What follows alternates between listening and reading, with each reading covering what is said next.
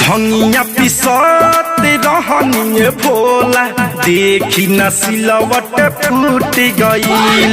भंगिया पिसत रहनी भोला देखी न सिलवट फूट गईल। पीस के धैले रहनी जवन, पीस के धैले रहनी जवन, बसहारा उरे खोट गईल। भंगिया पिसत रहनी भोला देखी न सिलवट फूट गईल। भंगिया पिसत रहनी भोला देखी न सिलवट फूट गईल। सॉरी स्वामी। भंगिया पिसत रहनी भोला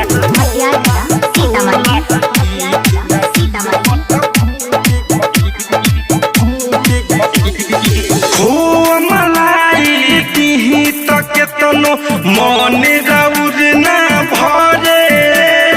भांग धतूरा खाए के कितना जिद लगे नी करे। ए स्वामी सुनिए ना, अरे खोआ खा लीजिए, भांग में क्या रखा है, सॉरी ना लीजिए ना। खोआ मलाई दी तक तो मन गौर न भरे।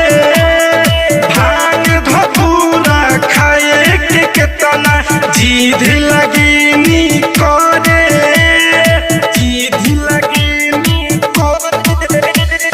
गाजा भरोत रहनी चिलमिया हाथ से छूटल फूट गई।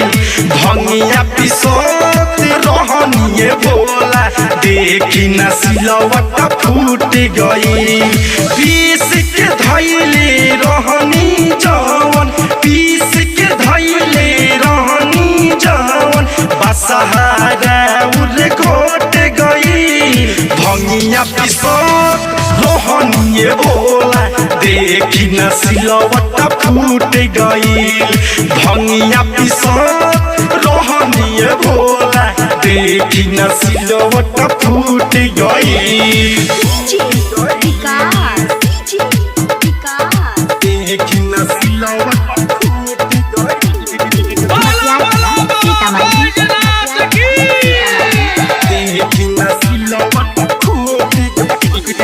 बन के कंवरिया देव घर नगरिया शशि लाल बयाई। रउआ खातिर भांग के गोला सागर से नथ लाई। ए भोला आपका चेला देखिए ना, आपके लिए भांग का गोला लाया है, स्वीकार कीजिए, गुस्सा छोड़िए ना। बन के कंवरिया देव घर नगरिया किशोर राज बयाईल। रउआ खातिर भांग के गोला जखम जितेंद्र लाईल, जखम जितेंद्र लाईल। जिद न कोरी पता छोड़ी देव घर में भीड़ जुट गई। भंगिया पिसत रहनी भोला देखी न सिलवट फूट गई। पीस के धैले रहनी जवन, पीस के धैले रहनी जवन, बसहारा उरे घोट गई। भंगिया पिसत रहनी भोला देखी न सिलवट फूट गई। भंगिया पिसत रहनी भोला देखी न सिलवट फूट गई। सॉरी स्वामी, अब मान जाइए, इस साल लॉकडाउन है, अगला साल भांग फिर आपको मिलेगा। चैनिया माही रिकॉर्डिंग स्टूडियो कटगेनवा।